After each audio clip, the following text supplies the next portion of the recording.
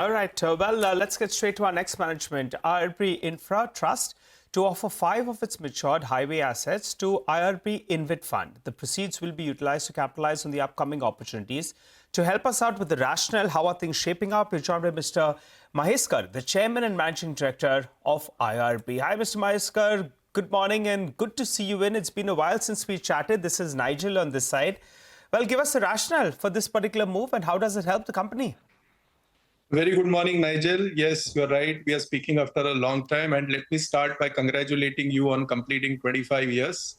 We crossed that benchmark last year and happy to connect. As regards the asset that are being offered to the public InvIT, we have talked about asset rotation some time back. And IRB, I can say, has come a full circle. We have now grown the portfolio to a significant size.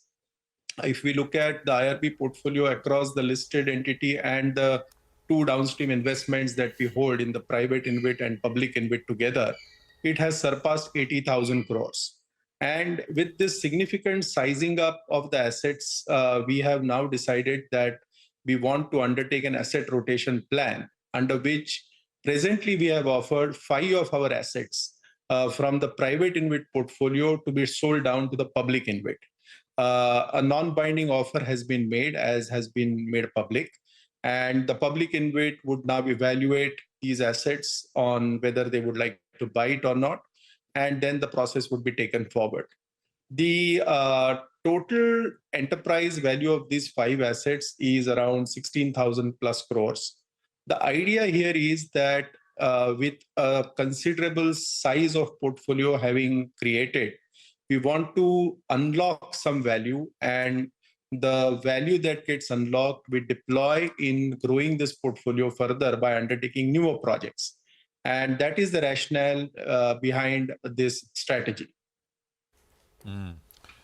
Mhaiskar, hi, good morning. Prashant here.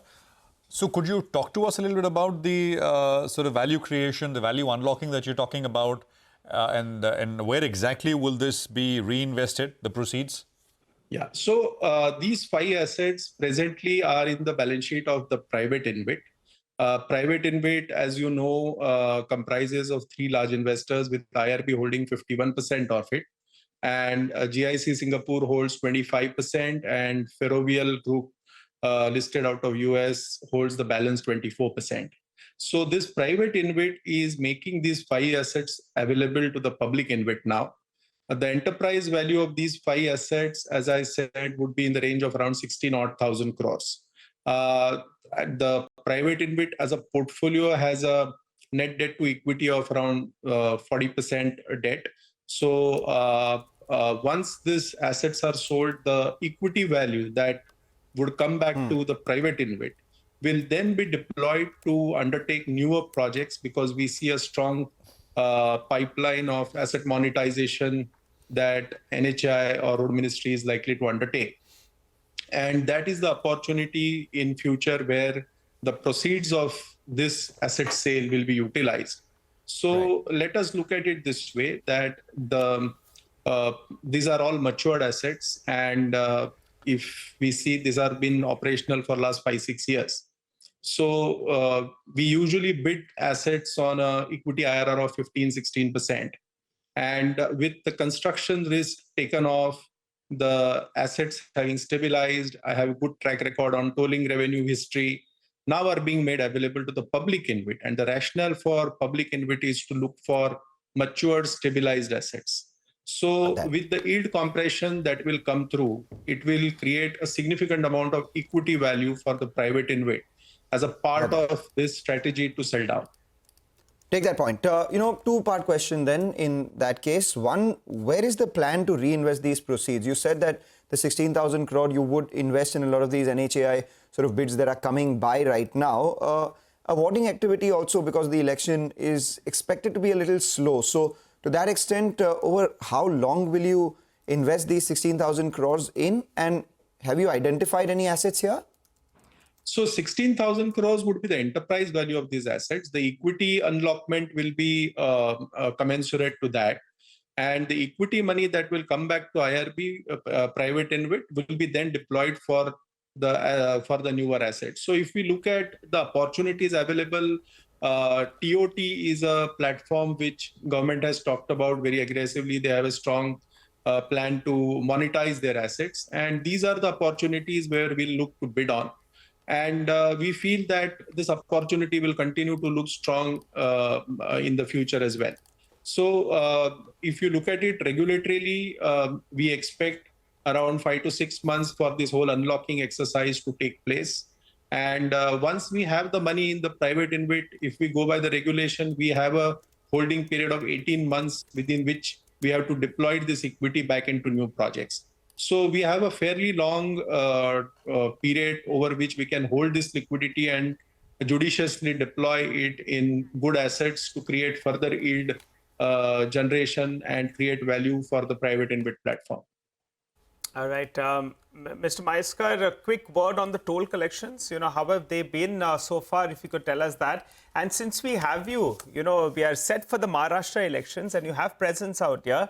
And over the last many years, there have been numerous times that we have called and asked you what could the impact be with regard to continuity or a change in government on your business. I think in the past you've told us that now you're reasonably protected, but a comment on that as well. So toll collections as well as a comment on this.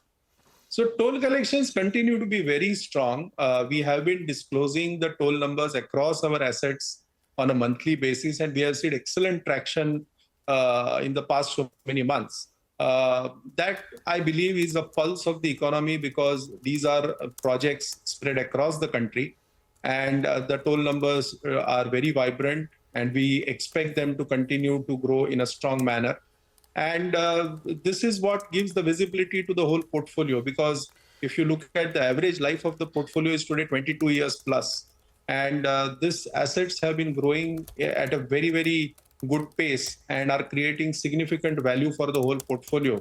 And mind you well that IRB holds 51% in the private InvIT and also 16% in the public InvIT. So these investments, what we have done in these platforms is creating significant value, which should now start reflecting in the IRB end, as well as we complete a significant transaction where Centra Ferrovial Group bought 24% from GIC and has established a fair value construct for us to look at valuing these assets as well at IRB end.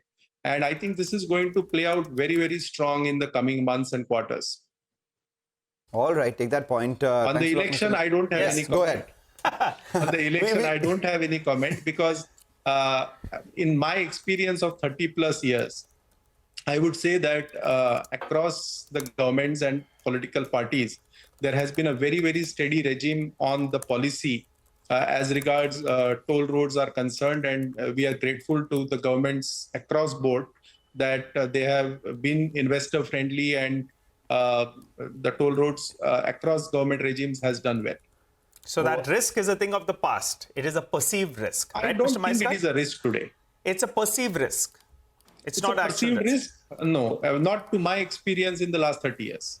Always good speaking to you, Mr. Mhaiskar. Thanks a lot for joining in. All the best with regard to business, entire rejig that we're doing. And in fact, we'll touch base say in the next month or so to understand how things are shaping up. He's given a very political, thank you so much for having me here.